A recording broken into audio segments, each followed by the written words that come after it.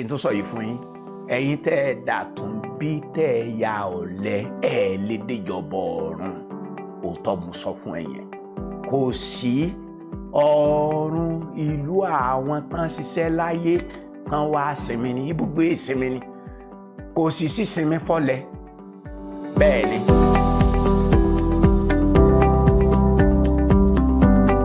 Ọba ìyè, àgbé ọ̀gá, ẹlẹ́dàá ọ̀run àtayé, ògo ni fún orúkọ rẹ̀. Ní ọ̀dọ̀ rẹ ni a ti wá, ìwọ ló rán wa wá sáyé, ìwọ náà ló pa wá mọ́ inú ayé tá a fi jẹ́ alààyè lónìí o. Tó bá jẹ́ ti tèṣù àtàwọn ọmọ ogun rẹ̀ ni wọ́n fẹ́ ká sùn ká jí o, wọ́n fẹ́ ká jáde ká wọlé o, wọ́n fẹ́ ká lọ rí ká bọ̀ rí o, ṣùgbọ́n fàjùlọ hàn wọ́n o pé wọ́n lọ́lọ́run lórí ayé wa o, wọ́n ní bàbá wa o, wọ́n ní bàbá wa onítọ́jú èèyàn o, ó sì ń tọ́jú wa o. Olódùmarè sára rẹ̀ rèé, ògo ni fún orúkọ rẹ̀. Wá bá wa sọ̀rọ̀ rẹ̀ ká yàn ká dúpẹ́. Jésù Kristi Olúwa wa, àmín. Ẹ̀yin àyànfẹ́, ohun tí mo fẹ́ bá wa sọ̀rọ̀ lónìí ò ní lílóye iṣẹ́ tí Ọlọ́run fẹ́ ká ṣe, ká mọ inú Ọlọ́run lórí iṣẹ́ Ọlọ́run. Ẹ̀yin tẹ́jọ́ mọ Ọlọ́run, tí tá a bá ń sọ̀rọ̀ sí Ọlọ́run, ẹlòmíràn rò pé bóyá ṣe pásítọ̀ là ń sọ, àbí ká máa ṣiṣẹ́ ajínrere kiri, ká má lo oko, ká má lo odò, ká wá lọ ṣọ́ọ̀ṣì, tàbí ká lọ káàmpù jọ wá, ká wá lọ takú bẹ̀, ká máa gbálẹ̀, ká máa géko. Irọ́ o, ẹ jẹ́ á wo Bíbélì o. Ọ̀rọ̀ yìí ọ̀rọ̀ sùnùkùn ni o, ẹ jẹ́ á jọ fojú sùnùkùn wò. Níní òye ọkàn Ọlọ́run lórí iṣẹ́ Ọlọ́run. Ẹ mọ̀ pé inú fọ́nrán tó lọ mọ́ sọ yàtọ̀ tó ń bẹ láàrin táwa èèyàn pè níṣẹ́ àti tí Ọlọ́run pè níṣẹ́. Mo parí ẹ̀ sí wípé Jésù Kristi Olúwa sọ pé títí dì sí ìṣèyí ni bàbá òun ń ṣiṣẹ́, ó ní òun pẹ̀lú ó sì ń ṣiṣẹ́. Màá ní tèmi àti ẹ náà bá jọ mọ Ọlọ́run, ọ̀ranyàn níṣẹ́, ó lè jẹ́ ọ̀lẹ. Ẹ wò mí kí n tó sọ yìí fún yín, ẹ̀yin tẹ́ ẹ dàtún bí tẹ́ ẹ ya ọ̀lẹ ẹ lè déjọba ọ̀run. Òótọ́ mo sọ fún ẹ̀yin, kò sí ọ̀run ìlú àwọn tán ṣiṣẹ́ láyé tán wá sinmi ní ibùgbé ìsinmi ni, kò sì sí sinmi fọ́lẹ. Bẹ́ẹ̀ ni, lọ ka Matthew 25 kó wo òwe tálẹ́ǹtì. Ọmọ ọ̀dọ̀ tó lẹ́bùn tí ò lò ìtọ́jẹ́ pín ẹ̀, wọ́n àgbẹ̀bùn nìkan lọ́wọ́ ẹ̀, wọ́n àfífẹ́ lòmíì nìkan ni, wọ́n sọ sínú náà ni. Yà wá tẹ̀síwájú. Kí ni ọkàn Ọlọ́run lórí iṣẹ́ Ọlọ́run? Genesis orí 1 yà lọ́bẹ̀. Genesis orí 1 jẹ́ ká wo ẹsẹ̀ 28 sí ẹsẹ̀ 31. Genesis orí 1 ẹsẹ̀ 28 sí ẹsẹ̀ 31. Ọlọ́run sì súre fún wọn. Ọlọ́run sì wí fún wọn pé ẹ máa bí sí i, kí ẹ sì máa rẹ̀, kí ẹ sì gbilẹ̀, kí ẹ sì ṣe ìkáwọ́ rẹ̀, kí ẹ sì máa jọba lórí ẹja òkun àti lórí ẹyẹ ojú ọ̀run àti lórí ohun alààyè gbogbo tí ń rákòrò lórí ilẹ̀. Ọlọ́run sì wí pé kíyèsí, mo fi ewéko gbogbo tó wà lórí ilẹ̀ gbogbo tí ń so èso fún yín, àti igi gbogbo nínú èyí tí í ṣe igi eléso tí ń so, ẹ̀yin ni yóò máa ṣe oúnjẹ fún, àti fún gbogbo ẹranko ilẹ̀, àti fún gbogbo ẹyẹ ojú ọ̀run, àti fún gbogbo tí ń rákò lórí ilẹ̀ tí í ṣe alààyè ni mo fi ewéko tútù gbogbo fún lé oúnjẹ. Ó sì rí bẹ́ẹ̀. Ọlọ́run sì rí ohun gbogbo tó dá, sì kíyèsí dáradára ni. Àṣálẹ́ àti òwúrọ̀ ó di ọjọ́ kẹfà. Kí Olúwa kó bùkún kíkà àti gbígbọ́ ọ̀rọ̀ rẹ̀ nínú àyà wa ní orúkọ Jésù Kristi. Ẹsẹ̀ tí mo kà yẹn ó sọ nípa ìpèsè Ọlọ́run fún gbogbo ènìyàn. Bẹ́ẹ̀ ni, Ọlọ́run ti pèsè ń tá a fi ṣayé ṣáájú ká tó dé. Àwọn nǹkan tá a fi sára rìn dé wọ́n ti wà láyé ṣáájú ká tó dé ayé. Ọlọ́run ò fẹ́ kéèyàn máa ṣálẹ̀ jẹ, Ọlọ́run ò fẹ́ kéèyàn máa ṣe kó máa tiraka, kò fẹ́ kí jíjẹ mímu kó jẹ́ tìpọ̀ntìrán.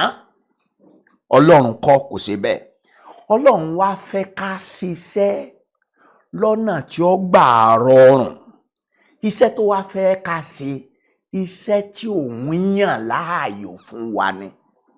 Tí máa sọ pé iṣẹ́ tí ó yàn láàyò fún wa, mò ń sọ wípé iṣẹ́ tó ti ṣe lọ́jọ́ fún wa káwa ò tó dé. Iṣẹ́ tó ti parí ẹ̀, tó ti ṣètò ẹ̀ lẹ̀. Ìtọ́kànkàn àwa ni pé ká ṣàwárí ẹ̀. Ọlọ́run ti ṣe àwọn iṣẹ́ yẹn lọ́jọ́. Tí máa sọ pé ó ti ṣe wọ́n lọ́jọ́ yẹn ni pé iṣẹ́ tó ti ṣe parí tó fi pamọ́ sí àwọn ibì kan, sí àwọn ààyè kan, ní ìlú kan, ní agbègbè kan, lórílẹ̀-èdè kan, ní kọ́ńtínẹ́ǹtì kan. Bẹ́ẹ̀ ni, nítorí pé gẹ́gẹ́ bí mo sọ fún yín pé nígbà tí Ọlọ́run dé èèyàn, ó mú wá sínú ọgbà, ó ní máa rò ó, máa sọ. Nínú ìwé Éfésù orí 2 ẹsẹ̀ 10, jẹ́ ká kà á, ó ṣe pàtàkì fún wa ká kà á. Éfésù orí 10. Nígbà mò ń sọ̀rọ̀ iṣẹ́ tá a ṣe lọ́jọ́ yẹn, yóò yé ọ dáadáa. Ẹ̀yin tí ẹ bá gbọ́ èdè Gẹ̀ẹ́sì, tẹ́ sì mọ èdè Gẹ̀ẹ́sì, ẹ lè kà á nínú Bíbélì tí ó mú ìgbòrò bá ìtumọ̀ ìwé mímọ́, ìyẹn ni Amplified Classic. Ẹ̀dà Bíbélì kan nìyẹn.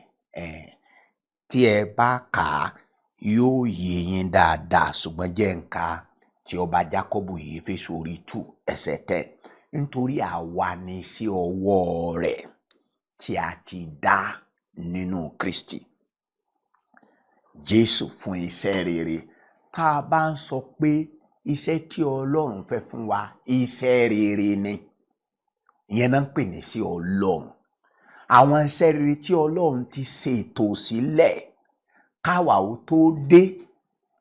Tí máa sọ ká tó dé yẹn, ká tó dé sínú ayé, ìgbà tá a tún dé nínú ayé tá a tún sọnù. Iṣẹ́ yẹn ń dúró dè wá. Ẹ jẹ́ tó sọ fún yín, ǹjẹ́ ẹ mọ̀ di pé tí Jésù fi gbà wá là, kì í ṣe pé torí ká tètè lọ ọ̀run. Tó bá jẹ́ pé torí ọ̀run ni Jésù fi gbà wá là, níjọ́ tèmi àti ẹ gbàgbọ́jọ́ yẹn là bá kú tá a bá lọ ọ̀run. Nítorí iṣẹ́ tí mò ń sọ yìí, iṣẹ́ Ọlọ́run, iṣẹ́ rere tí bàbá ṣe lọ́jọ́, ó ní Ọlọ́run fi gba èmi àti wọ̀là. Ǹjẹ́ o mọ̀ pé torí iṣẹ́ yẹn ló fi tí ì kú? Bẹ́ẹ̀ ni, torí iṣẹ́ yẹn la fi dá wa sí, torí iṣẹ́ yẹn la fi ní ìlera, torí iṣẹ́ yẹn lọ́lọ́run fi gba àwọn ọ̀tá wa láàyè láti ṣe wá lọ́ṣẹ́. Tọ́lọ́run bá wa dá ẹ sí, tọ́lọ́run wá gbà ẹ́ là, tó wá ń bá ránran kiri nínú ìṣẹ́, tó ń wá ń ṣe tìpọ̀ntìrán kiri bí ọmọ Ọlọ́run, ó ti bàjẹ́. Ọ̀rẹ́ tí a ti dá nínú Kristi, tó bá sọ pé àwa ni sí ọwọ́ rẹ̀, ń pé Ọlọ́run ṣe wá lóṣìṣẹ́. Ìbí wa nípa tara, ó mú àwọn àṣúra kan wọnú ayé wa. Ìbí wa nípa tẹ̀mí àti ìtọ́jú Ọlọ́run lórí ayé wa nínú Kristi, ó ṣe é ká lè di òṣìṣẹ́ ni, ká lè ṣe àwọn iṣẹ́ rere. Ó ní tí Ọlọ́run ti pèsè tẹ́lẹ̀ kí àwa kó lè máa rìn nínú wọn. Ìyẹn ni pé àwọn iṣẹ́ yẹn Olódùmarè ti tò wọ́n sí àwọn ipa ọ̀nà. Èmi máa ń pè nípa ọ̀nà àyànmọ́ tọ́lọ́run fẹ́ kémi àti ẹ tọ̀. Nípa ọ̀nà àyànmọ́ yẹn, tó bá ti ń tọ̀ ni wàá máa ṣe kòńgẹ́ àwọn iṣẹ́ yẹn. Bàbá ó sì máa sọ fún ẹ pé ìwọ ló ní eléyìí, o gbọ́dọ̀ ṣe, ìwọ ló lé eléyìí, ìwọ ló ṣe eléyìí, ìwọ ni ẹrù ẹni dìde kó mú ṣẹ̀ṣẹ̀. Ṣé ọ̀rọ̀ iye yín? Ṣé ọ̀rọ̀ iye yín? Ntí à ń pè ní iṣẹ́ Ọlọ́run yẹn. Ṣé ẹ wá rí iṣẹ́ Ọlọ́run ni iṣẹ́ tí Ọlọ́run ti yàn fún ènìyàn. Ìwé olórin ìhìnrere kan, Olúwa mi mọ̀ ń jáde lọ síbi, ó ní ẹsẹ̀ kan sọ pé iṣẹ́ tó yàn mí lánú rẹ̀ jẹ́ kí n lè ṣe tayọ̀tayọ̀ kí rojú rẹ nínú iṣẹ́ mi, kì í ṣe iṣẹ́ inú iṣẹ́ mi, kí mi sì lè fìfẹ́ rẹ hàn. Iṣẹ́ Ọlọ́run là ń sọ, iṣẹ́ tí Ọlọ́run yàn ọ́ nínú àánú rẹ̀. Wá gbọ́, iṣẹ́ yìí wá lè jẹ́ iṣẹ́ oúnjẹ òòjọ́, kó sì wá jẹ́ iṣẹ́ ti ẹ̀mí. Bẹ́ẹ̀ ni, iṣẹ́ oúnjẹ òòjọ́ àti iṣẹ́ ẹ̀mí. Ṣé ẹ rí ìgbékalẹ̀ àtọ̀run wá ni wípé fún wa, èèyàn kọ́kọ́ bẹ̀rẹ̀ pẹ̀lú iṣẹ́ oúnjẹ òòjọ́ kó tó sàn wọnú iṣẹ́ ti ẹ̀mí. Bẹ́ẹ̀ ni, ṣé ẹ rí iṣẹ́ ti ẹ̀mí ni iṣẹ́ rere, kì í ṣe iṣẹ́ ẹ̀sìn o, kì í ṣakitiyan o.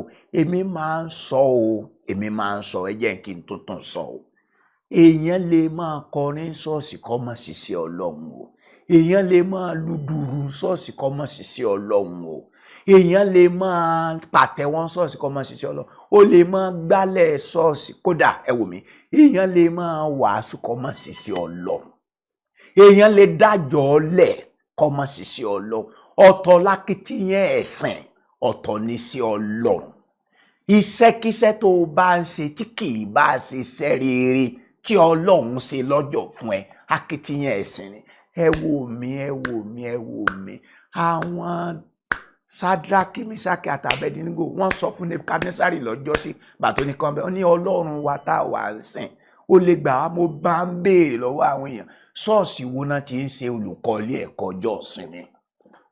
Ṣọ́ọ̀ṣì wo ni wọ́n ti ń ṣalàgbà, ẹ̀yin alàgbà wọ́rọ́ kún ṣọ́ọ̀ṣì? Ṣọ́ọ̀ṣì wo làwọn wọ̀nyí wà? Èmi ò ní ẹ mọ́ lọ ṣọ́ọ̀ṣì. Ṣọ́ọ̀ṣì wo ni wọ́n wà tán ṣẹgbẹ́ akọrin? Ṣọ́ọ̀ṣì wo ni wọ́n wà tán ti lu drum set? Tẹ́lómi kiriki tó ní gàgà lọ́lọ́run, gàgà lòún lù kiri tiẹ̀, tó ń mú owó kiri ṣọ́ọ̀ṣì ní gbogbo ọjọ́ Sunday tó máa rìnrìn kiri. Máa di alárìn kiri ìràwọ̀. Wọ́n iṣẹ́ tí Ọlọ́run yàn wọ́n láàyò láti ṣe ní Bábélì, Nebukadnesari ọmọ. Ṣùgbọ́n àwọn mọ̀, àwọn tí ń sin bàbá Jésù wọn ò lè ṣàìsí lẹ́mìí àti lótìtọ́. Àwọn kan náà ẹni tí Ọlọ́run ní mẹ́ni tí ń sìn òótọ́ ni, ṣùgbọ́n àbò òótọ́ ni. Gbogbo òótọ́ ni pé Ọlọ́run mẹ́ni tí ń sìn, àwọn tí ń sin Ọlọ́run náà wọ́n mọ̀ pé àwọn ń sin Ọlọ́run. Báwọn ẹlẹ́sìn ti mọ̀ pé àwọn ń ṣẹ̀sìn. Ẹlòmíràn ní ẹ̀sìn bàbá òun yìí Ọlọ́run fi rọ̀ mú lọ́rùn. Gbogbo ń tẹ̀sìn yẹn ní kán máa ṣe ní í ṣe. Ẹ̀sìn nìyẹn, iṣẹ́ Ọlọ́run kọ́ lẹ́sìn. Ìta ń pè ní sí Ọlọ́run, tí Ọlọ́run yàn láàyò, iṣẹ́ rere tọ́lọ́run yàn láàyò tí Ọlọ́run fẹ́ kó o máa ṣe. Ó rí wípé yẹ́ ń ṣàlàyé fún ẹ. Iṣẹ́ yẹn mo ní pé bọ́lọ́run ti gbé kalẹ̀ ni pé èèyàn bẹ̀rẹ̀ nínú iṣẹ́ oúnjẹ òòjọ́, yóò wá wọnú iṣẹ́ mi. Yẹ mú wá báyìí pé Èlíṣà, àgbẹ̀ aládàá ńlá, ó lè Èlíṣà. Iṣẹ́ tó sì ń ṣe yẹn, iṣẹ́ oúnjẹ òòjọ́ ẹ̀ ni. Ọlọ́run ló yan iṣẹ́ yẹn fún. Ó sì ṣe rere ńbẹ̀, kò rábájá, kò tọrọ jẹ, kò tàràkà, kò jẹ gbèsè, kò máa lọ látorí òkè dórí òkè, kó máa sọ kó máa kó ìwé ìpẹ̀jọ́ kiri pé wọ́n ti pè ń lẹ́jọ́ àwọn báǹkì tó ń yáwó lọ́wọ́ wọn lórí òkè. Ọlọ́run ṣàánú mi, Ọlọ́run ṣàánú. Kò kó fọ́tò àwọn tó jẹ lówó kiri pé Olúwa bá ń kó sí wọn nú kọ́ jẹ́. Ó lè ṣe iṣẹ́ tí Ọlọ́run yàn ẹ́ láàyò kọ́ rábájá ń díẹ̀. Nítorí fi ń jẹ gbèsè tó fi ní sinmi, ó ní pé iṣẹ́ tóun sí yẹn kì í ṣe iṣẹ́ tí Ọlọ́run yàn láàyò fún ẹ. Ó rí ṣe ń díẹ̀, èèyàn ńlá ni. Ọlọ́run wá ní pé n tó ṣe tó, Ọlọ́run wá sí lọ́wọ́ kọ́ wá ti iṣẹ́ tẹ̀mí. Iṣẹ́ tẹ̀mí ní iṣẹ́ wòlíì, iṣẹ́ wòlíì. Jésù Kristi Olúwa gangan, ǹjẹ́ o mọ̀ pé káfíńtà ni bàbá rẹ̀? Ìyẹn ni pé bàbá tó jẹ́ alágbàtọ́ rẹ̀, Jósẹ́fù, iṣẹ́ káfíńtà ní í ṣe. Ọlọ́run sì ló yan Jósẹ́fù àti Màríà láti jẹ́ àwọn tí ó ṣàbíamọ lórí ẹ̀. Ní tí wọ́n ń ṣe náà ló ń ṣe. Ní Máàkù orí 6 tí wọ́n sọ ọmọ gbẹ́nàgbẹ́nà náà kọ́ yìí ni. Ìyẹn ni wípé Jésù náà kọ́kọ́ ṣiṣẹ́ oúnjẹ òòjọ́ tí bàbá rẹ̀ ń ṣe kó tó bẹ̀rẹ̀ sí ṣiṣẹ́ tẹ̀mí. Yá dánu dúró ń bẹ̀ yẹn. Tó bá di fọ́nrán tó tẹ̀lé yìí, a tún tẹ̀síwájú láti ní òye tí à ń pè ní iṣẹ́ Ọlọ́run. Ọba ògo gba ọpẹ́ kó gba ìyìn wa. Ògo ní forúkọ rẹ o. Fi ìbùkún sí ọ̀rọ̀ yìí o. Jẹ́ kó yé àwọn èèyàn rẹ̀. A dúpẹ́ tó dúpẹ́ ojúbọ. Jésù Kristi Olúwa wa. Àmín.